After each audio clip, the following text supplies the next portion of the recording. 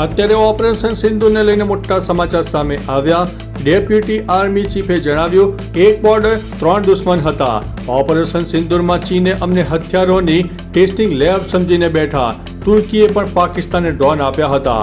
Deputy chief of army staff lieutenant general Rahul આરસીએ શુક્રવારે જણાવ્યું કે ઓપરેશન સિંદૂર દરમિયાન સરહદ એક હતી, પરંતુ દુશ્મનો 3 હતા। પાકિસ્તાન મોરચે હતું। ચીન અને તુર્કીએ પાકિસ્તાનને હથિયારો અને અન્ય સહાય પૂરા પાડી રહ્યા હતા। તેમણે કહ્યું કે ચીને પાકિસ્તાનને હથિયારો આપ્યા અને શસ્ત્રોના પરીક્ષણ માટે ભારતનો લેબોરેટરી તરીકે ઉપયોગ કર્યો। ચીન અને પાકિસ્તાન સાથે ભારતના દરેક વ્યૂહાત્મક પગલાંના લાઈવ અપડેટ પણ અમે શેર કરી રહ્યા છીએ। ત્યારે મિત્રો, મથુરાની શાહી ઈદગાહ મસ્જિદ વિવાદિત માળખું નથી। અલ્હાબાદ હાઈકોર્ટે હિન્દુ પક્ષની અરજી ફગાવી છે।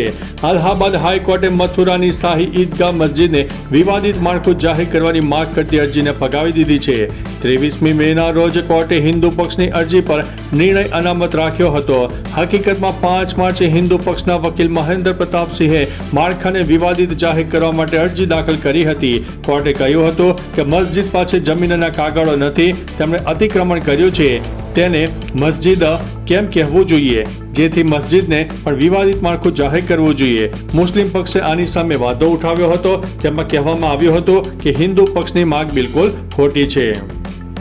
હવે મિત્રો, કોંગ્રેસ પાર્ટીના મોટા સમાચારની વાત કરીએ તો સેનેટરી પેડના પેકેટ ઉપર રાહુલ ગાંધીનો ફોટો।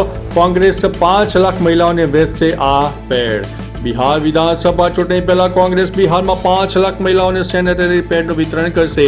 આ સેનેટરી પેડના કવર ઉપર રાહુલ ગાંધીનો ફોટો છપાયેલો છે। લખ્યું છે કે માય બહેન માય યોજના, જરૂરિયાત મહિલાઓને માનદ વેતન અને દર મહિને 2500 રૂપિયા। બિહાર પ્રદેશ કોંગ્રેસ પ્રમુખ રાજેશ કુમારે શુક્રવારે પટનામાં એક પત્રકાર પરિષદ દરમિયાન જણાવ્યું હતું કે અમે બિહારમાં મહિલાઓ માટે ખાસ તૈયારીઓ કરી છે। અમારું લક્ષ્ય ઘરે ઘરે જઈને 5 લાખ મહિલાઓને સેનેટરી પેડ વિતરણ કરવાનું છે। ભાજપે તેને બિહારની મહિલાઓનું અપમાન ગણાવ્યું છે। ભાજપના રાષ્ટ્રીય પ્રવક્તા અજય અલોકે કહ્યું છે કે આ જાણી જોઈને કરવામાં આવેલું ઘૃણાસ્પદ કૃત્ય છે। બિહારની મહિલાઓ ગરીબ હોઈ શકે છે, પરંતુ તેમનું આત્મસન્માન મરી ગયું નથી।